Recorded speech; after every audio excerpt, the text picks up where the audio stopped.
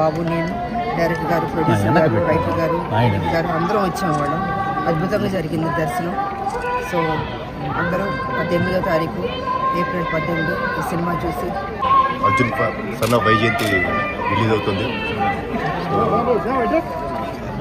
చిన్న ఈవెంట్ చేసుకున్నాం ఇక్కడ. దానికంటే పెద్ద ఈవెంట్ స్వామివారి దర్శనం. సో ఆయన దర్శనం చేసుకొని ఆయన ఆశీర్వాదం తీసుకొని మేము ముందుకు రాబోతున్నాం. మీరందరూ మమ్మల్ని ఆదరిస్తారని మనస్ఫూర్తిగా కోరుకుంటున్నాం.